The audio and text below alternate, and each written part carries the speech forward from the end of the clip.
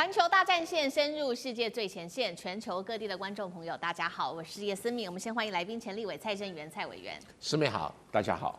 国际情势专家赖月琛老师。主持人好，观众朋友大家好。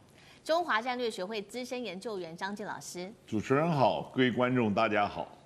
好，观众朋友，我们赶快来关心哦，这个是新的战略，中国大陆终于是开通了它的这个北极快航。多快速呢？18天就可以直抵欧洲国家了。它现在中国祭出了3箭齐发，要躲开地缘政治的风险。另外一方面，今天也会来关心是中国大陆跟俄罗斯之间一起举行的这一场潜舰联航，撼动全球的航运命脉吗？今天一起来做关心。首先，今天节目开始先关心3个火线话题，会请来宾帮我们做解答。第一个，刚刚提到的中欧北极快线是终于开通了，18天就可以快速抵达欧洲。等于说，大陆直接打破苏伊士运河的垄断，未来货运的规则是重新改写了吗？第二点，我们也要来看到是刚刚提到中国大陆3线来做这个比拼哦，包括它现在有的北极快航，再加上中欧班列和海上丝路，北京多线布局能够避开目前最严重的地缘政治风险吗？这是第二个。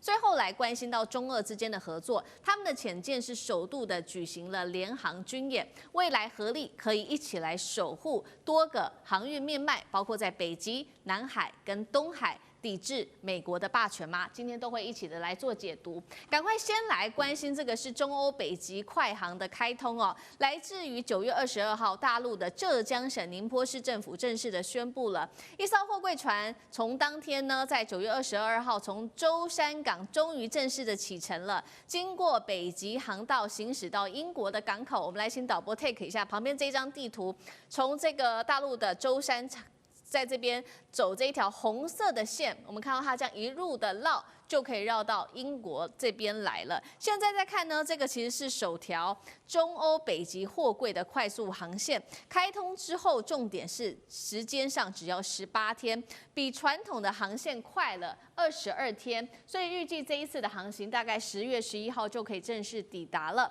更惊人的是，它的排碳量大幅的减半，相较之下，我们来看到几个地方的航运，从宁波走中欧班列要25天，苏伊士至少要40天，如果绕到好望角要50天，效率大幅提升，被视为是一个重大的航运大革命。委员怎么看？目前这一条北极快航啊，几乎是很多人都是非常关注啊，尤其是希望非常关注。我们只要看这个红色这一条路径图。这个是北极快航的路线，看起来好像很远了，事实上不是。它这个路线虽然是红色很远，那这个看起来蓝色走苏伊士运河比较短，其实这是地球的关系啊。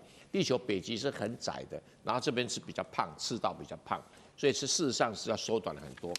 那从这里就是宁波的舟山港，然后出去就东海，对，东海过来就跨过宫古海峡，宫古海峡走日本群岛的东岸，然后往北走，走过这个勘察加半岛，然后进入了白令海峡啊，通过白令海峡这边是楚科奇半岛，那沿着俄罗斯这一边，为什么沿着俄罗斯这边呢？因为在北极的地方啊，地球转动的方向关系，很多比较重的冰块都会往这边挤到加拿大去。会挤到格陵兰去，所以天气暖化是使得这个沿着俄罗斯这一边呢比较容易通航。那目前也有了俄罗斯的帮助基本上以前如果有冰封的时间呢很难走，那俄罗斯在某些季节里面的确能够用破冰船来解决这个问题。那一直走过了这个冰岛跟挪威的海峡，最后进入大西洋，进入大西洋就直接到了英国的港口这个大概北极快航，那有什么特点呢？正常航运大概18天就到18天就到不过这里还是有2个问题这边地方气候变化比较大我其实搭过这个破冰船，我在芬兰北边搭过破冰船，在这附近。那我说这个天气好晴朗，好棒哦。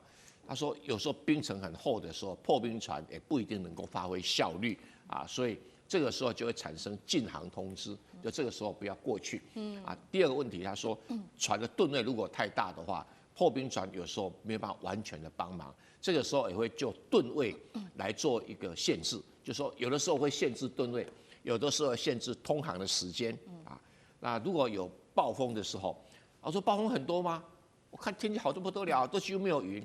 他说我们这边暴风不输你台湾，那就通航时间就会缩小啊。那这个虽然说未来可能5、6年内可以整年度都可以通航，但不表示每一个月通航的时间都30天，这个大家注意到。所以它的限制是自然的限制，那至于这个就没有这个限制了哈，因为在印度洋这附近呢，基本上，风暴有的话也不会太大，哈，所以这个好处是比较安全，坏处是比较远，而且经过这个苏伊士运河，有的时候还要等很久。那再加上说，现在有胡塞组织的问题，对，要通航的话，看过你是哪一国的执照，有时候有点麻烦。那中国的货物倒是不一定是中国的船在运哦，中国出口的货物啊，由中国的船来运的只有1/3，其他2/3都是欧洲的船，还有包括台湾的阳明海运啊，什么万海航运啊，等等在运装。那除此之外，现在大家流行的走中欧班列啊，中欧班列。这几天不是因为波兰说你经过白俄罗斯不准进入我境内嘛，卡住了。那听说已经开通了，因为什么？因为波兰总统下令说，不让中欧班列经过，他本来以为可以卡住中国，就发现他卡住2个人，都跟中国无关。第一个，他们经过波兰的，总共有5000多个人靠这个吃饭，哇，那还得了？就跑去抗议啊！波兰傻眼了哦，不是只有马路通过没有人，错了。每个车站啊等等，靠这个吃饭的5000多个人。第二个，德国坐不住了，德国在等货，等不到。汽车零件。大家可能不了解他们的经济结构，波兰完全靠德国在过日子。它的经济体制没有德国的话，波兰是没办法生存的所以金主生气了，所以波兰就要乖乖开放了倒不是因为王毅跑一趟的关系啦，跑一趟当然有一点软化的功劳，可事实上中欧班列要挡了不可能，而且中欧班列不一定这不是互相取代的哦。我跟大家说明，中欧班列是有特定物品在运，那很多东西还是要走货柜轮比较便宜但中欧班列现在就是不只是一条航线经过白俄罗斯进入波兰的，它现在还有要经过什么哈萨克的。那听说未来还要经过什么土耳其了反正这个规划路线很多，所以未来中国班列会有好几条路线，就可以避开这些不必要的麻烦。你经过的国家太多了嘛。那像海运没有经过什么国家，都是公海为主，所以问题比较小。我们不得不佩服中国大陆在打开这个对外的通路，在“一带一路”的这个名义底下，这个各个计划的替代性很高，而且互相的弥补性也很高。好，这是中国大陆舰也是全球首条的中欧北极的快航，所以特别的别具意义刚刚也讲到说，确实它是会受到包括了天气还有吨位上面的一些限制，所以这一条这个快线现在中俄之间是努力的正在推进。俄罗斯官员也在这个时候喊话了，他说未来的5到6年要实现全年的通航。当然了，也有来自于德国的媒体是正面看待这个大陆的这个计划。他认为说，北京借由北极航线正在建构一个比较多元的出口网路，为未来的地缘政治震荡已经做好了完全的准备。那包括我们刚刚提到了嘛，大陆现在是三线齐发，它除了打造北极快线，还有中欧班列跟印度洋海上丝路，到底可以规避多少的风险呢？那中俄一起合作在战略上面又有什么样的意义？赖老师怎么看？先从这个国防国家安全的角度来看二战期间，尤其是在中国对日本抗战期间中国曾经被日本封锁过，所以我们当时要打通这个滇缅公路真的是不知道花了多少的人力、物力、财力才能够把滇缅公路打开。可是你知道，滇缅公路一打开，你说盟军的援助进入中国也是很有限的，因为被天然的条件制约，所以中国自己本身有被封锁这样的一个经验，因此不能够再被封锁了。那怎么样能够不被封锁？当然就是你的全球的贸易网路，也就是这个海上丝绸之路、陆上丝绸之路这些要多元化，要把它开通下来。这是从国家安全的角度来思考。第二个就是地球村、贸易一体化。那中国大陆的生产制造业，一个国家占全世界的商品的总产额30%，你 G7 的国家加起来都不到中国。那你就可以看到大陆的商品制造业那非常的强大。那制造业这么的强大，它需要外国的原料进来，而且需要把它的产品卖出去，一定要靠交通线。那交通运输里面，海运是最重要的，而且是最大宗。可是问题就在于你内陆省呢，例如说像新疆、像青海啊，越是靠内陆的这些省份，你要走海运，过去以往，尤其这些省份，它基本上通常都是农产品、畜牧业，这是大宗物资。大宗物资可是它的价格、它的附加价值并不高，所以它的运输成本越高的时候，对于它来说，它本身的竞争力就越差嘛。所以越靠沿海的，大部分越走海运；越靠内陆的，它大部分越走内陆。那这样的情形，中欧班列是一定要走的路。所以我个人认为，当时欧洲人都认为这是天方夜谭，你根本做不到啊，因为你的铁路要这样拉一条线，而且呢，每个国家的轨道很多并不都是一致的，所以你要把那个标准轨，而且你铁路的转换都要建立起来。他们认为你这个根本做不到。第二个，国家这么的多，恐怖分子这么的多，你要全部都打通，而且还要能够让它这个通货大家都能够有一个标准性、一致性，也就是我这边的签条一封以后，我到目的地的时候，我全部都一路开通。那我只看封签有没有被换掉。那这个部分，你想想看，要经过多少外交斡旋？是。而中国全部都做到了，这一点才会让西方国家感觉到非常震惊。也就是有这个“一带一路”，有陆上丝绸之路、海上丝绸之路，所以中国的工业产品它就可以尽情的去生产制造，世界各国的原物料或者产品也能够尽情的往中国大陆这边来输送。我个人觉得目前来讲走的事实上是很成功的啊。那最近会引起大家话题的，那当然就是波兰把边界封锁住，这个引起大家的话题。刚刚委员说得很清楚，因为很多人一开始的时候就说那你中国完蛋了啊，这个中欧班列断了。可是我们在问的问题是在于，那你欧洲怎么办？欧洲的影响更大嘛？对。那对欧洲来讲，那当然会给波兰压力。坦白说，波兰自己压力也很大，因为波兰自己作为一个交通的枢纽点，它赚多少钱了？就在这个时候，这个北海的就是北冰洋的这条快捷一宣布啊，其实你想想看，波兰整个崩溃了嘛，因为我18天就可以到而且我们刚刚谈的这条海运，刚刚有谈到不能够太重嘛，所以目前来讲是1000列左右，1000个集装箱。可是问题就在于，中欧班列的集装箱事实上是受限制的，也就是它总重一个火车头，一个火车能够拉的总重是1300吨，总重最多只能拉到这里。那你想每个集装箱20尺的，然后它能够拉多少？那根据需要，所以它本身跟海运事实上是不能比的。可是我们在强调，由于内陆本身需要的是走内陆线，因为当它运到，例如说你运到这个上海，你再出海，那这段路划不来，它干脆往中亚那边走比较快。所以我个人认为，多种多元化、多种搭配进行的时候，对于全世界跟中国的贸易就更加的便捷。因此，我估计任何一个国家都不太敢再尝试随便断掉这个丝绸之路，不太敢了。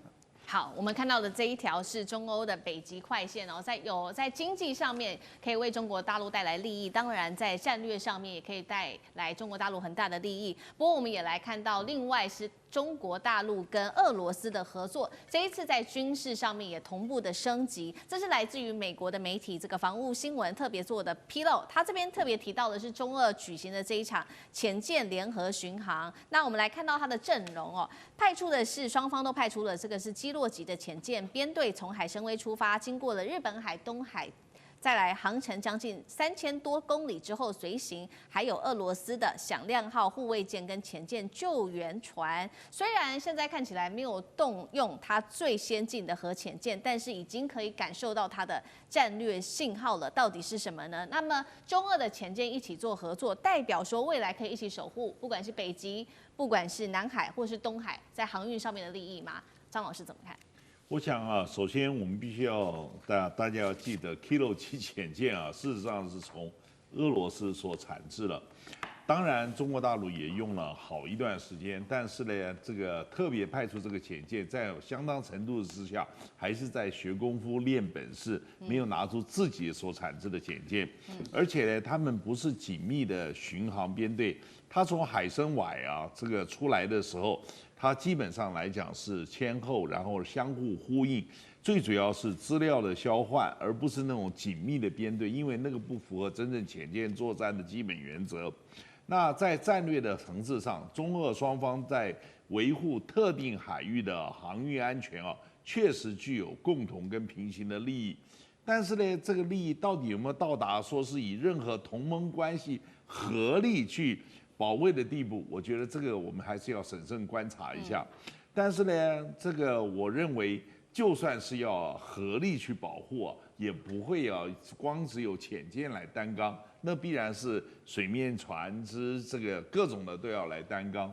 但是呢，我还想啊，这个补充一下，就是刚才有关这个北极航路，是我们都知道北极啊，其实在海底啊存在了很多的资源，这个任何事情都是以交通为先，所以未来之中，万一在那边探勘还有很多的资源呢或能源的出口，事实上那个也是潜力无穷。这也就是为什么美国啊不断在那边自行啊单方面就宣布，它要扩大它的大陆棚，然后去涵盖啊这个北冰洋，就是在抢夺资源。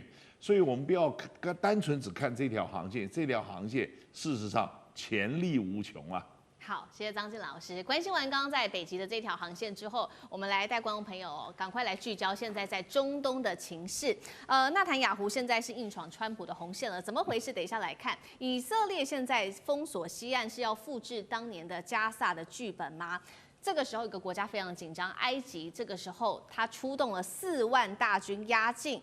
那么我们也会来关心，今天可以看到是 G7 现在整个分裂了，有些人承认8国，有些人不承认。今天来看到今天的火线话题，赶快来看，川普画下了红线，说，不准你这个纳坦雅胡去并吞西岸哦。那么纳坦雅胡是强烈的挑衅，那这回美国真的能够管住以色列吗？像是脱缰了哦。那么另外也关心说，刚刚说了嘛，以色列已经封锁了西岸之后，埃及现在非常的紧张，派了4万大军压境，这样子做就能够挡住以色列吗？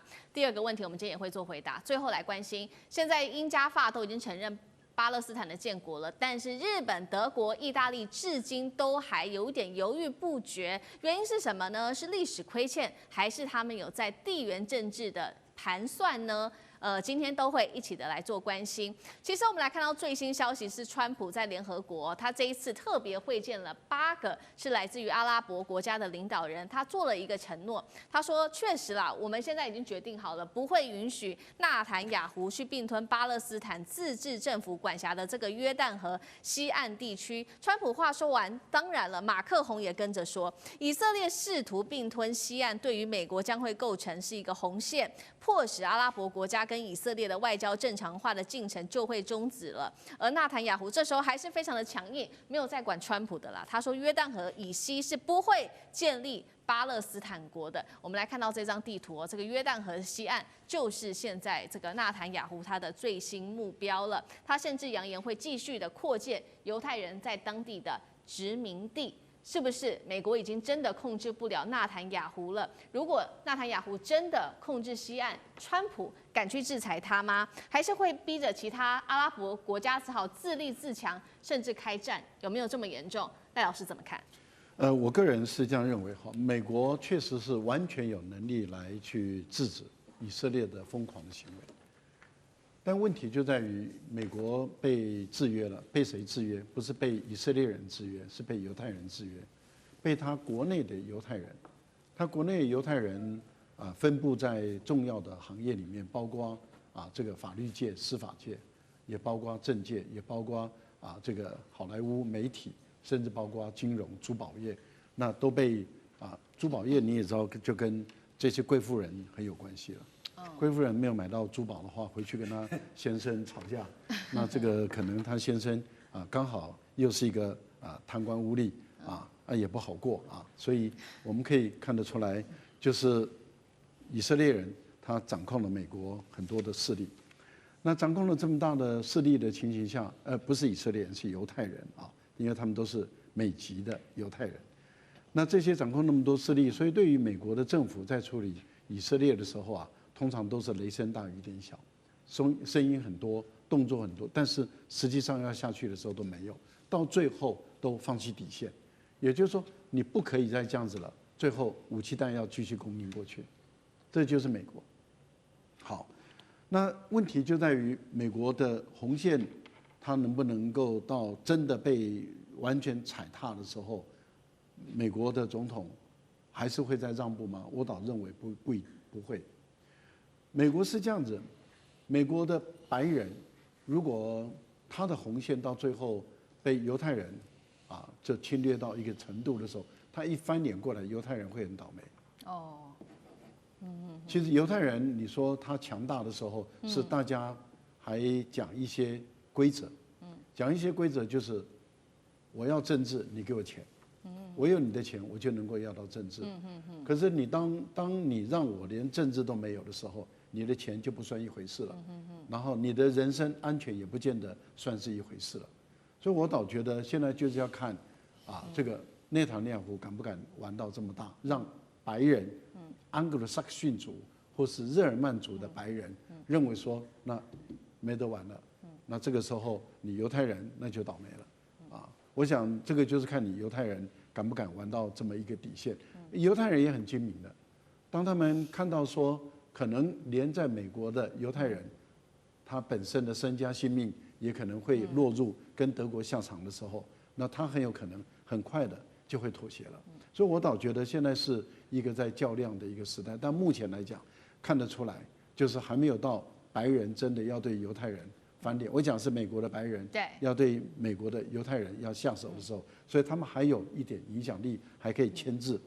但是我个人是这样觉得啦，内塔尼亚胡说狠话可以，可是你如果真的对于约旦河西岸的巴勒斯坦你要动手了、动武了，我倒觉得他可能不敢。为什么？他目前采用的策略是有效的，这个策略就是蚕食鲸吞，那也就是他把他的屯垦区是不断的在扩大。所以你看，现在以色列所占有的屯垦区跟1967年以色列所占有的屯垦区，你来做比较，你就会发现它的屯垦区事实上是增加了1倍以上。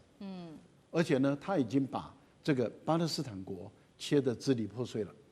这个支离破碎的领土会让他未来在治理方面很困难，显示出他的中央政府未来是很困难的治理这整块土地。可是被以色列所占有的这些屯垦区，他会放出来吗？不会。好，所以我们看到以色列的方法，纳坦雅胡不断的蚕食鲸吞这个土地面积往这个约旦河西边去继续的走下去。他除了这样慢慢一步一步的做之外，另外一方面他干脆这个是最新动作，9月24号这一天，把这个艾伦比桥给封锁住了。这个艾伦比桥的重要性是什么？它其实是西岸的这些巴勒斯坦人往返约旦的主要的出入境的一个口岸。这一刀切下去，等于再次的复制封锁了加萨的剧本，让西岸再次的陷入孤立。这个时候，有一个国家看不下去了，它是埃及。我们看到埃及又有什么样子的大动作？来看到导播我们 take 这一张画面现在埃及在这边呢是重兵部署，除了有部署4万大军之外，还有上千坦克也开出来压境了，包括筑起了多层的铁丝网、隔离层等等。埃及的官员也最新放话，他说驱逐巴勒斯坦人就是红线，如果一旦发生的话，埃及我们必会行动。这一场这个示威也被视为是1979年和平协议之后，埃及首次的跟以色列硬碰硬。埃及这一次大军压境，如果真的开战，真能够抵得过以色列吗？那以色列现在的行为是不是有点是在复制加萨封锁的一个剧本？张老师又怎么看？我首先要这个提起来，这个艾伦比桥事实上是位于第43号公路，它过境的地方是最有名的这个胡森国王口岸，所以在这个地方来讲，它确实是最大的一个运输的枢纽，但它不是唯一的一个运输的道路。在第57号公路上面那个 Damia Bridge 呢，那边也有这个相当程度的运输功能。现在呢，西岸跟就是约旦基本上来讲是沿着约旦河为界，这是1994年条约所这个订立的。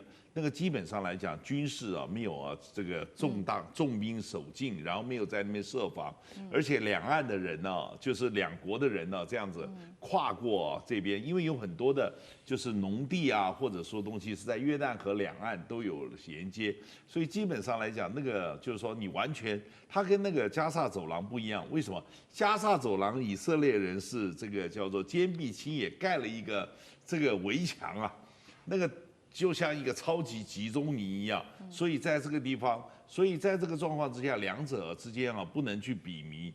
但是就是现在呢，这个以色列有意去把加萨的巴勒斯坦人把他驱离，然后硬推到这个埃及，所以埃及今天重兵其实也不是说是在声援巴勒斯坦人，而是说你不要把那个巴勒斯坦人赶过来到这边来，那会不会因此而发生冲突呢？那个可能性是存在，但是面对这个事情呢，其实埃及为什么敢这样做？他老神在在的是，这个自从这个叫做恐攻那个10月份的恐攻事件，一直到现在打了这么久的仗，以色列这个国防军早就失老兵疲，而且经济状况很糟，所以在这个状况之下，埃及呢是赌这个以色列你实在是凹不下去了，你这个事情你能做，而且你做到这个样子，已经到达非常极端的，要把这个就是完全违背了日内瓦公约，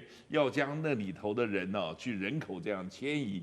这个完全都是违反了这个战争人道法的。那但是问题是，假如发生冲突，我觉得我们与其关心埃及能不能挡得住以色列，我们应该要担心是外溢效应。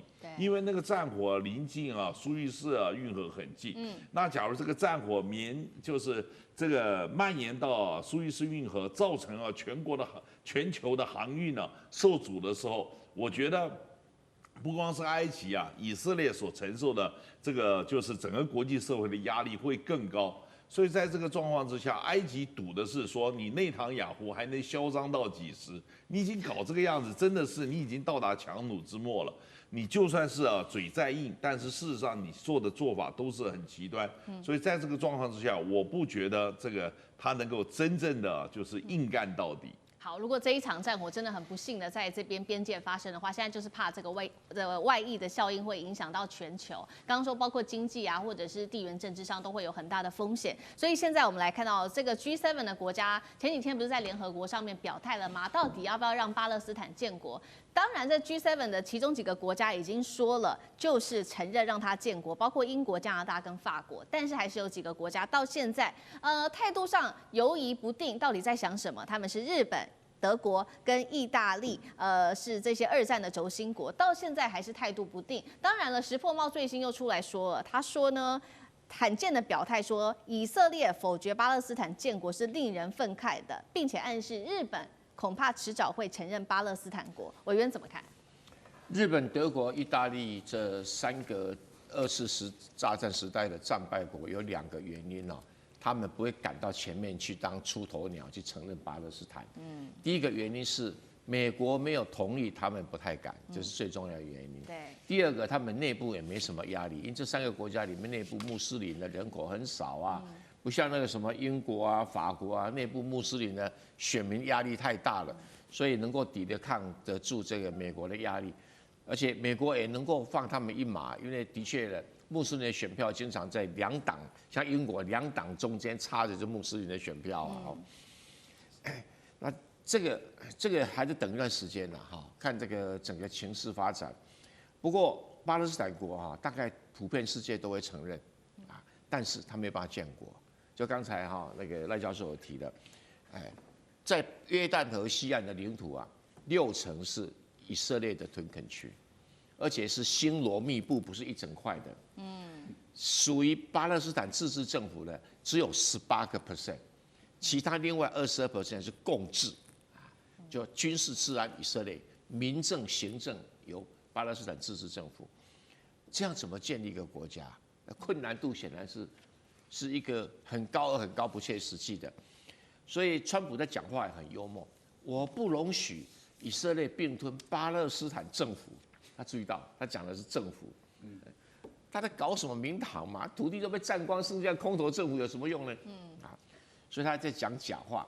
但他没有讲说，如果以色列并吞加萨走廊，我有红线。没有啊，现在重点是在加萨走廊，根本不在约旦河西岸。你只要听到这个西方政客讲说，哦，约旦河西岸不准你并吞，那个就在说谎、骗你的话术。话术真的是话术。那个早就已经被以色列控制了。那你加萨走廊有没有人说以色列不能控制？包括英国都没有啊，都没有，只说你不可以做种族屠杀而已。那现在以色列摆明的态度很清楚啊，他要以加萨走廊的加萨市为中心，把所有的巴勒斯坦全部赶走，腾空加萨市。为什么？他要做以色列人新的屯垦区。这态度已经很明显了，不然他所为何来？然后他在加萨市，因为很靠近什么地中海沿岸，要做川普心思梦想的什么豪宅？地中海水岸第一排。哎呀，最好的那一段就在加萨市附近了，国际度假村。所以你未来会看到柏林围墙，新的柏林围墙，然后做一个区隔的屯垦区。这个很明显的是以色列目前的规划啊。那如果加萨市已经被以色列控制的话，你哈马斯的生存空间啊，跟补给的路线就会被切断。好，谢谢蔡委员。那我们休息一下，马上回来。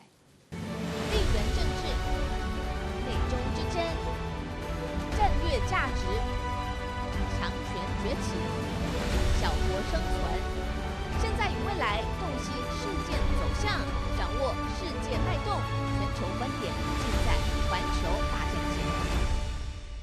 好，接下来我们要来关心这次川普参加这个联合国大会，特别呛说气候变迁是一个骗局，并且狂赞说煤炭是美丽的煤炭哦，高唱美丽煤炭要西方来回头转向。另外一方面，在这个美国呛这个气候变迁的时候，中国大陆则是要积极的发展它的绿能，抢当全球的绿能霸主吗？等一下我们都会一起的来就这些议题做关心。确实哦，现在川普是火力全开哦，他说气候变迁真的是世界上最大的骗局，永远都不要用煤炭这个词来形容煤炭，你要用什么呢？干净美丽的煤炭才是正确的。他说，这样子听起来不是好多了吗？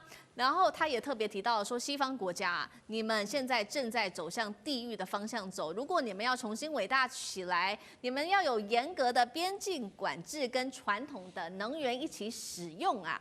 赖老师怎么看？他说，干净美丽的煤炭，绿能会毁掉自由阵营国家。那重新燃煤就会让美国更好，经济更好，欧洲也是吗？赖老师怎么看？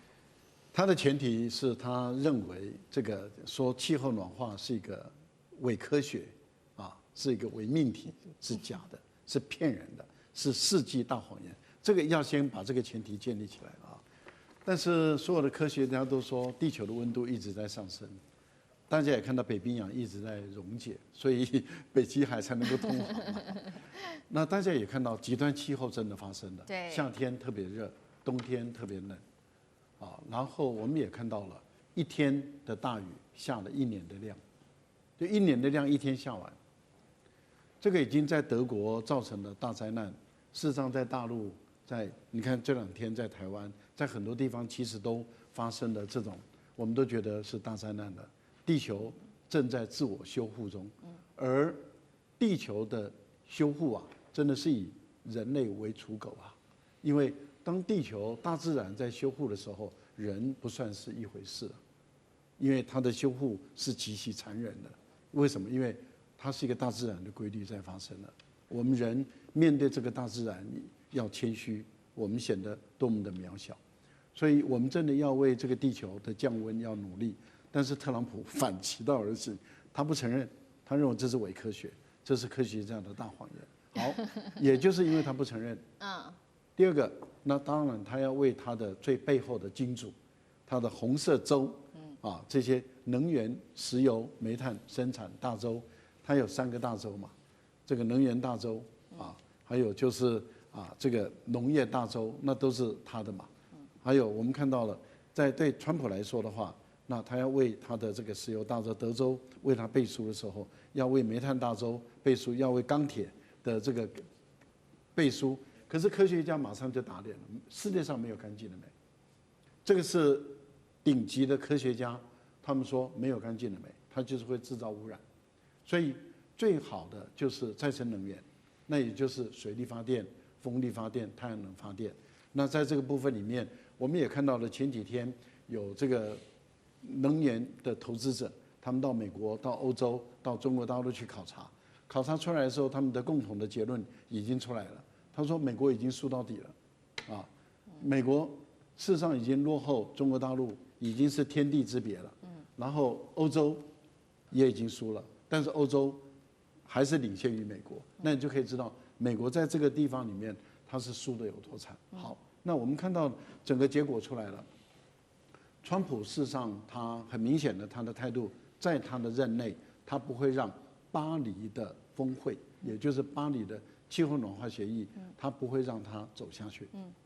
那这个世界怎么办？那就只好靠中国大陆、欧洲来领导其他的，除了美国以外，其他的国家继续为地球降温。我觉得这个是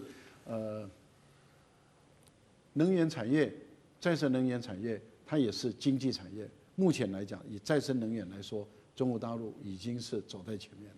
好，煤炭，然后美丽的煤炭、干净的煤炭，这听起来真的是令人一头雾水啦。那其实另外方面，川普他有这个政治上面的压力跟他的考量哦，所以他今天做了这样子的一个决定。刚刚讲了嘛，这个一方面美国现在是走一个反对绿能的方向，但是刚刚说了，欧洲跟中国大陆则是往绿能的方向持续的迈进。大陆国家主席习近平在9月24号这一天呢，他透过视讯呢，在联合国宣告了最新他的气候承诺，就是到2035年，他要把温室气体排放量减少大约幅度7%到10%。现在北京确实在这个全球的绿能的布局上面是蛮全面的。我们来看到它几个重点。第一个，在土耳其、巴基斯坦这边有做核电厂，那巴西跟肯亚这边有做风力机，印尼有做电动车，这一些零零总总加起来投资金额大概是1680亿美元，抢下在全球绿能的一个重要主导权，它可以成为一个领头羊吗？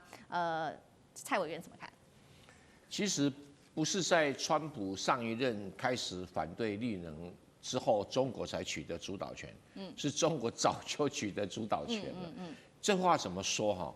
因为你分成几块来看的话，第一个核能发电厂，中国自制的核能发电厂是在18年前就完全自制了，所以到现在为止，它的核能发电厂的建造技术已经是相当先进，美国不一定能够超过它。那它这种核能电厂的建造技术已经开始输出啦，要卖给这个什么土耳其啦、巴基斯坦啦，这是这一块。第二块是什么东西？太阳能光电板。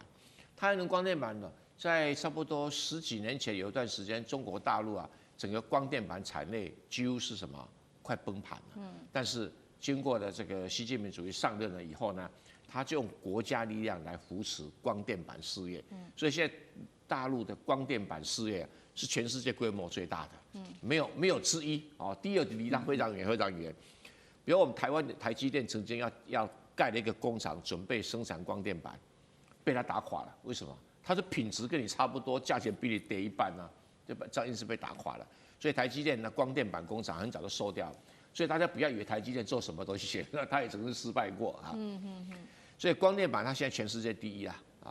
再来风力发电。中国大陆的风力发电起步比较晚，但是超英赶美。为什么？他最早都什么技术都没有啊，他跑去荷兰，把一个荷兰财务状况有问题的风机公司做风力发电的风机公司整个买下来，就从此他做了风机公司远超过原来的，因为他掌握了专利摸到窍门了，所以中国大陆别的不会，就是制造业很强，就像大陆上的。那个最重要的风机跟叶片，全世界做的最好的这就是风机，而且成本又低。那光电、风机再加上核电，还有呢，中国大陆有独一无二的水力发电。那现在好，除了长江三峡不收以外，它在雅鲁藏布江盖一个全世界最大的水力发电厂。那谁能够跟它竞争啊？没啦。哦，那欧洲呢？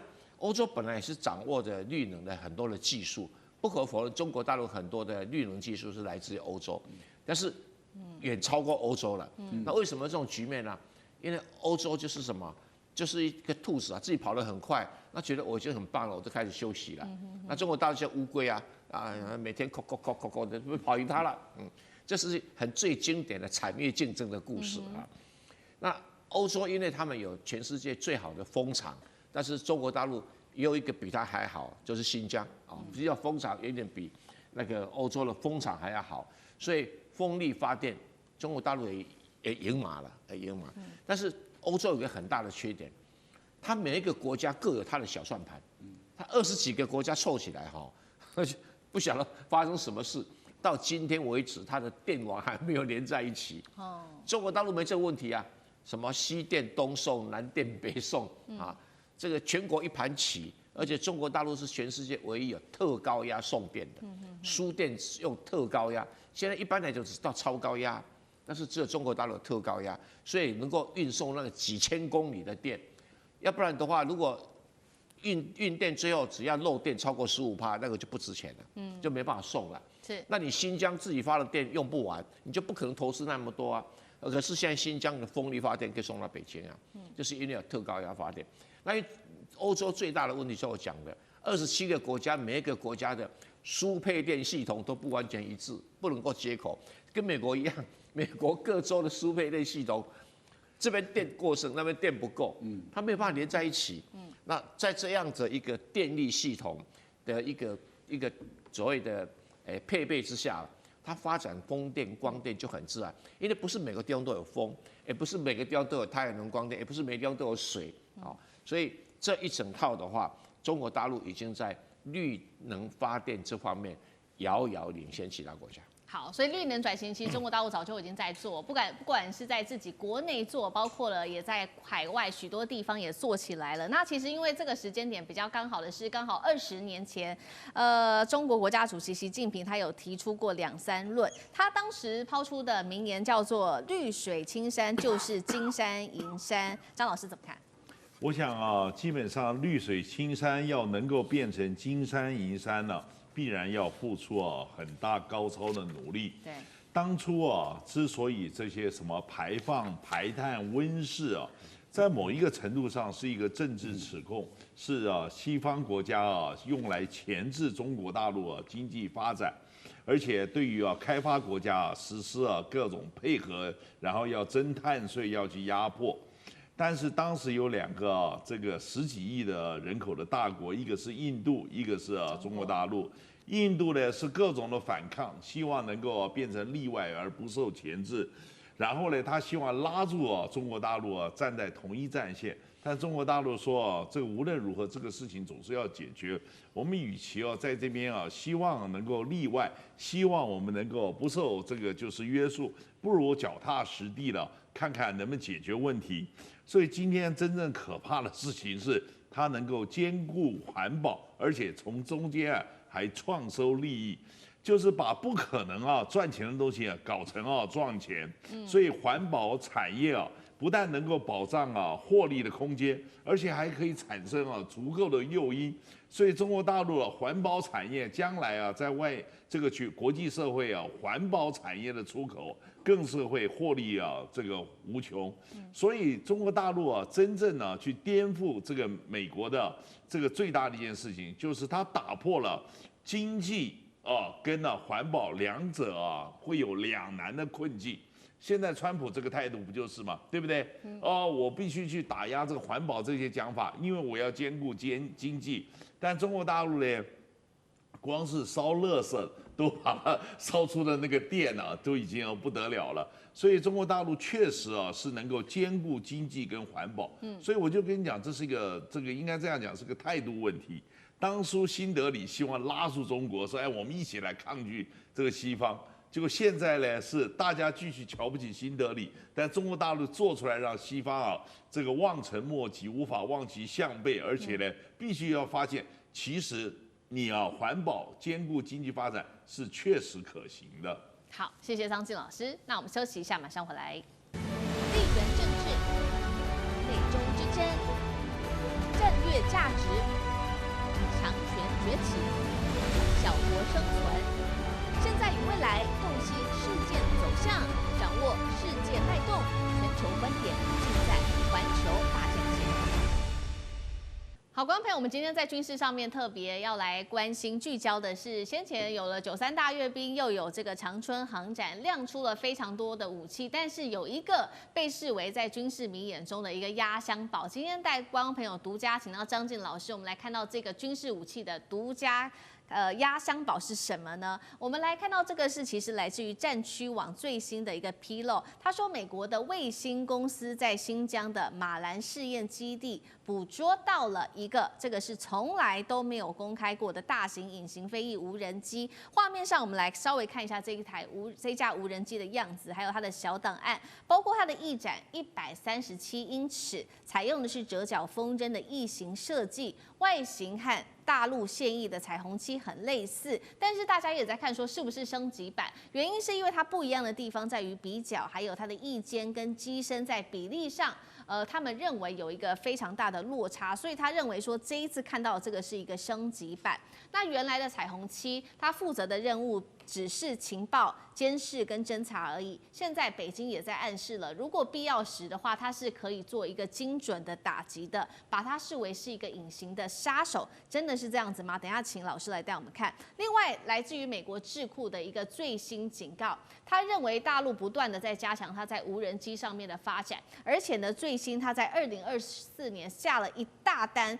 高达了100万架的这些小型单向的无人机，认为到了明年之后，如果说全面交付的话，那么大陆就可以透过他们的无人机战力在下一场战争当中，如果美国的反无人机到时候能力还是不够的话，美国的大军恐怕就会被淹没了。我们先来看到这个是在新疆的全新的被大家看到的这个新的隐形飞翼无人机，会是彩虹七的升级版吗？张晋老师怎么看？我想啊，它的可能性是确实存在，但是我还是在这边讲，对于这个的报道其实很多，但是我们不要将眼光只聚焦在一个单一的机种上，因为事实上，中国大陆发展无人机是一个整个宽频谱、广频。就是一个整个这个广频的这个方式，也就是说，无论从小的一直到最大的，它样样都有。你小的飞机像这个第一人视角的那种自杀机的那种，这个有，然后呢能够真打一体的，然后是这个中距离的巡航的有低空的也有高空的巡航，然后全球性的也有。也就是说它一打开这个无人机的武器库这里头短刀长枪什么都有。所以我们就要知道，当初中国大陆去发展无人机产业之中，它确实是尽量将整个产业不要聚集于1、2种，尽量是整个都很宽广。那我觉得我们应该从下面几个面向去观察中国大陆未来在无人机产业它的就是真正发展的趋势。第一个，中国大陆无人机未来在全球市场上它的占比率会逐渐的增高。刚才您讲到说是中国大陆定了这个100万架如何，你要是按照真正全球的市场的话，那可能有更高的之中。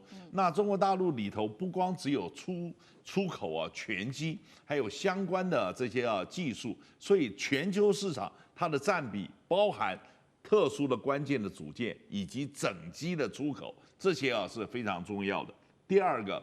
无人机到现在还处于战国的混乱时代，也就是说，全球没有说是建立无人机的一个统一的规范。那我们都知道，规范的话语权就是真正的技术的领航者。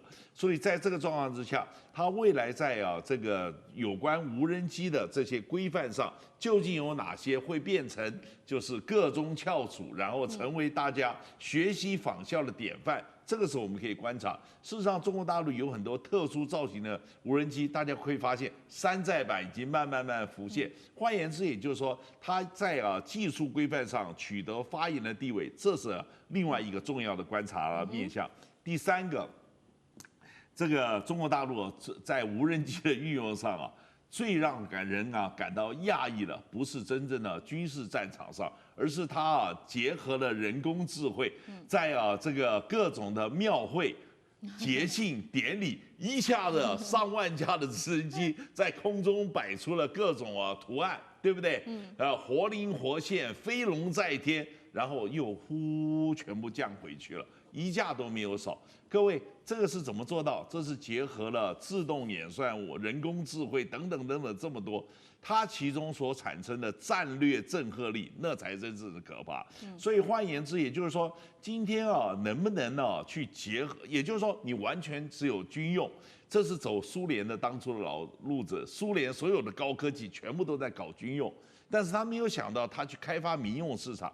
那中国大陆非常强调所谓的军民融合，因为今天有民用市场，对不对？我们中国人从早年开始放鞭炮的这个就火药可以用来放鞭炮，年节放鞭炮也可以用来攻城，所以走军民融合的这些路子是非常重要。那这里头有一个非常重要的，这是第4个面向我提醒了，就是中国大陆非常重视在发展所谓低空经济。低空经济之中有大量的运用无人机执行货运以及各种就是专送，所以现在走到这个长城之中，肚子饿了，对不对？点个菜，无人机给你送餐送到你手上还是烫的，对不对？这些低空经济又牵涉到民生、医疗等等，那个里头也是潜力无穷。所以我们要记得，所以说在今天整个之中，大家不能眼光只看到那个飞机，因为什么？因为中国大陆在发展无人机之中，跟它平行一起在发展的。这个不是说，对不起，只有今天能够走过司令台的那才是好东西，而是全球性的直管、通信，还有后面的后勤、保障、维修。我们要知道，很多人都一定在那边就是有个错误观念，因为有无人机，所以你就这个让有人的飞行的就好像失掉市场，不对。其实因为有无人机，你需要的更多的后勤的技师以及操作者等等，你可以增加的就业机会也还有很多。所以各位，我们今天去观察中国大陆去发展这无人机，你看到一个，然后你就兴奋得不得了。对不起。这个格局就跟一个小男孩走进了玩具反斗城了，或者一个小女孩走进芭比娃娃屋，兴奋了半天。但是呢是热闹，不是门道。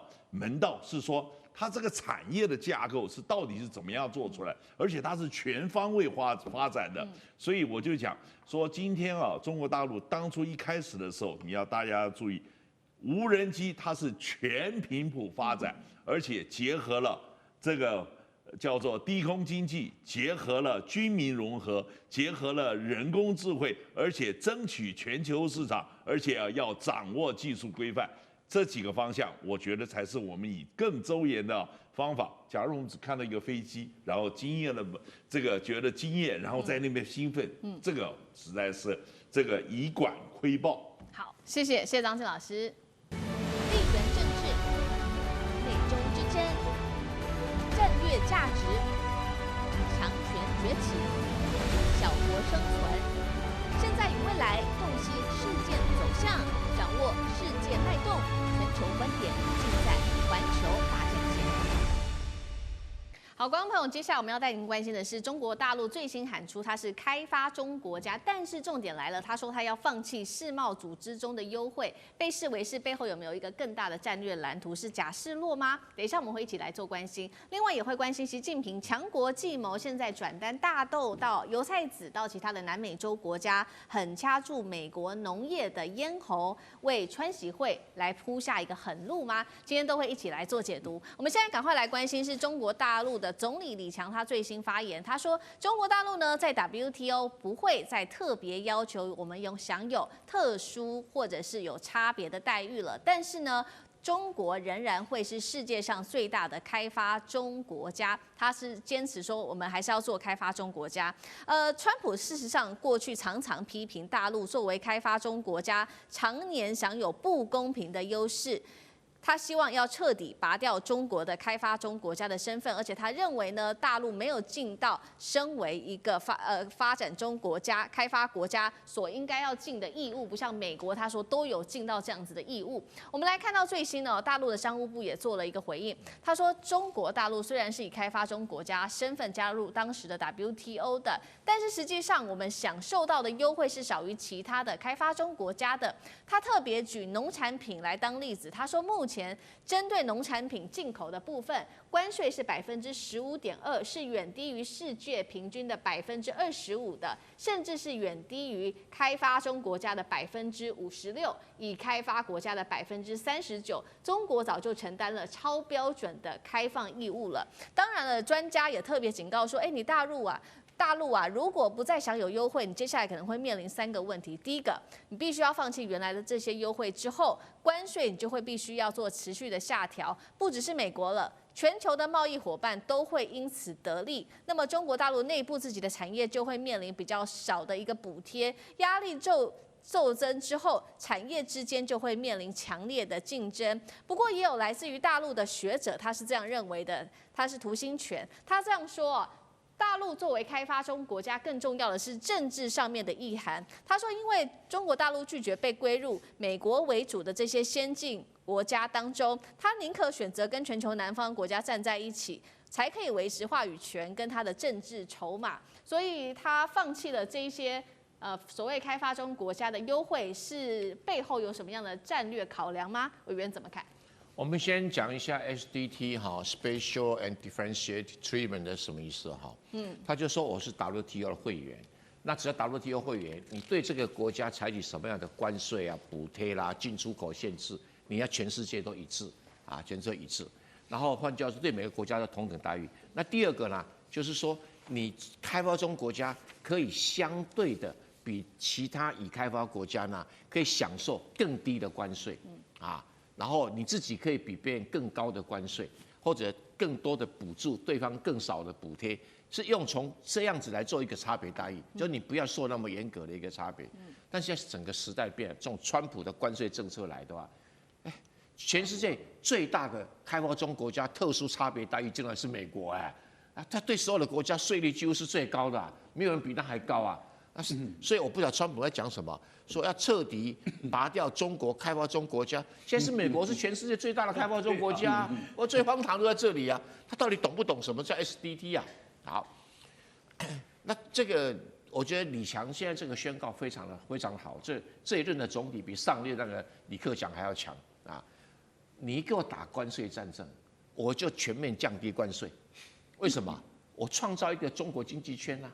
每一个人都跟我来往的自由贸易那事实上，中国现在去进口高关税也没什么太大意义啦。为什么？他自己内部的生产的东西比谁都强啊，都有高度的竞争力。关税是要保护自己比较弱的产业，出口限制也要保护自己比较弱的产业。请问你，中国现在哪个产业比较弱？我实在看不出来啊。所以你去用这个东西是不必要的。所以他讲说，我们中国农产品平均关税15.2%。你中国农产品还要关税保护啊？你根本没在出口，你只是在进口而已啊！所以时代整个都改变了，所以中国根据自己的国情做调整是对的。还有那个杜新权讲对了，他也不是故意的啦，是因为其实是因应川普的关税政策啊，你高关税我就低关税，你克我关税我就克你关税啊，这个叫做奉陪到底啊，他是用这种策略在经营他新的一个政策。那南方当然会想说，那太好了，比如说。我对你像非洲有些国家说，哎呀，我对你中国东西课关税，中国说没关系，你是小国家，你课我关税不在意，但是我完全对你零关税。中国去跟小国家计较什么？中国还是跟欧盟计较、跟日本计较、跟美国计较，你跟其他国家计较没有意义嘛？因为贸易量不大，所以中国就会取得南方的什么话语权不像美国。连那个赖手托都要课人家50% 关税，那实在太扯了吧？赖手托什么国家？穷的国家。那所以中国这样一来的话，道德制高点就起来了。那什么专家警告3大冲击，这个是哪里的专家我不太晓得，他还敢自称专家嘛哈？第一个，中国必须放弃原有的优惠待遇。美国有给中国优惠待遇吗？没有啊。美国没有的话，其他国家已经不重要了啊。那你欧洲现在正在谈这贸易协议，欧洲也在扣中国的高关税啊。所以你看中国汽车也被他靠关课，是没有意义了啦。哈。再来，关税必须持续下调。现在中国已经比美国还低了，你还讲什么啊？所以不止美国，什么全球伙伴都得利。美国得利啊，你美国还好意思站在讲美国啊？哈，最后一点说什么补贴收缩，压力剧增。中国现在所有的竞争产业几乎都不需要补贴啦，对不对？它几乎所有的制造业全面都取得优势啊，它哪需要去补贴？有了，早期是有补贴了，所以现在这都不是问题。你说国内产业将血淋淋的竞争，现在内卷已经全世界最严重的经济区了啊！你看那电动汽车杀成什么样子？还有那个什么光电板产业杀成什么样子的，已经杀到全世界没有人能够跟它竞争，可是它还能够获利。那这个就是它的本事嘛。所以这些所谓3大冲击根本是早就存在的事实哈，对。所以我认为这个李强这个说我们就放弃未来所有的 SDT 这个策略是对的。好，所以中国大陆随着这个局势的走，开始做了滚动式的调整，用低关税来跟美国的这个关税战来比拼哦。那另外一方面，我们也要来看到，因为接下来的习川会即将要到来，那是不是这个习近平方面也开始做一些建立自己筹码的方式呢？我们要来看到中国大陆最新反制，针对美国的大豆，我们要继续来看。有最新消息了，他向阿根廷购买了10艘130万吨的大豆，同时因为加拿大的油菜籽，他把它列入反倾销的黑名单当中，所以他现在已经转单到澳洲了。最新他累计向澳洲下单9批，总共是54万吨的油菜籽哦，来跟澳洲做购买。那另外一方面呢，这个大豆战当然是已经打到美国农民了，50万农民都喊苦哦，而且它是川普的铁票仓，尤其是在这个地方北达科他州首当其冲，因为当地70%的大豆都是跟中国买的，农民在这边花了40年时间哦，跟大陆建立好关系，并且扩大生产的大豆，现在是血本无归。更尴尬的是，美国财长贝森特竟然在那边也有地耶，有一块2500万美元的农地，他每一年光是收租可以高达了100万美元，现在恐怕也不能收了。当然了，美国农民现在非常的担心，他们说这个压力真的比当年的大萧条还要更惨，让他们想到80年代农场危机曾经让美国农业10年都没有办法再爬起来，农村彻底被掏空。接下来中国向阿根廷还有这个澳洲等等转大豆、转油菜籽，对于美国来说会酿成多大的危机？川普压得住这样子的一个政治的危机吗？赖老师怎么看？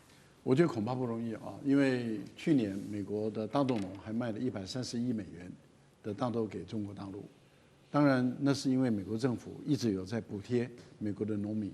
为什么？因为双方打贸易战的时候，关税都拉高了。那怎么样让美国的大豆农的大豆能够卖到中国大陆？所以他们就补贴他们的大豆农去付中国的海关的关税，这样的一个方式。可是大陆今年的战略改变了，就完全不买了。你也没懂，就是你美国变成无从补贴起了，完全不买的情形下，我们看到在美国他们就出现问题了。本来川普也想帮他们的农民找一些买家，但是日本的市场太小。现在的情况是，美国的大豆农确实面临很大的困难，因为川普找不到买家，也给印度施加压力。印度一说我一开我就死了嘛，所以印度也不会开。那中国大陆就是不买。现在您刚刚谈到了，就阿根廷10艘，现在已经增加到15艘了。而我们看到美国的大豆中国大陆的10月份的大豆都已经下完订单了，所以不会再进口了。那11月份的订单也下了15%了，所以对美国来说的话，它压力越来越大了。因为如果大陆的订单11月份的大豆的订单也一直在下，但是都没有美国，那它的大豆开始采收，可是却没有买家，这个对美国的农民会出现一个破产潮。所以我个人觉得，对川普来讲，这问题不解决的话，对于他明年的选举绝对有害。另外一个就是您提到的有关于油菜籽的问题。对，油菜籽就是针对于加拿大来的。加拿大对中国大陆的电动车课100%的关税，对钢铁课25%的关税。那本来加拿大认为说没有我，你别的地方买不到。大陆现在告诉你说不是哦，澳大利亚也有，我们自己也有。所以我觉得很明显的，加拿大现在也紧张了。他们的总理在场边跟李强也对话，他要派他的外交部长到中国大陆来，都是要谈这个问题。当然，大家在问的是你的礼物是什么？你要拿什么来交换？如果加拿大不可能不解除电动车的话，我想油菜籽可能也卖不进去，加拿大也会出现跟中国大陆一样的，跟美国一样的情况。好，那另外一方面，我们再请张老师，我们从中国大陆的角度来看好了，因为习川会在即嘛，那最近的中国大陆它有很多的动作，不管是刚刚第一个我们谈到的这个中国放弃开发中国家的这个特殊优惠，是不是有点像是示软，向美国这边示软？这是第一件事情。第二件事情，他还在打大斗战，所以好像是一手软一手这个硬。张老师怎么看？对于接下来川习会在做铺路吗？我想啊，大家必须要有认识，中国是面对整个世界，不是只对着美国，而且他绝对不会因为对着美国，然后呢，就是现在示弱，你讲什么我就必须要回应。所以大家要了解，李强所选的这个讲这个话的场子是在联合国，而且跟其他国家的领袖在一起。但是呢，大家千万也不要误认识，因为他讲的是他不再要求新的这个 special and differential treatment， 意思就是说他并不是完全放弃所有就是原来开发中国家的，而是说我不再继续在这个很多的商谈上坚持。但是呢，后续上他还是会调整有关服务业涉及服务业的 GATS， 还有知识产权的 TRIPS， 还有 GATT。中国大陆面对这个企业转型跟升级这是现实的压力，我们要注意，它在15.5之中必然有相关。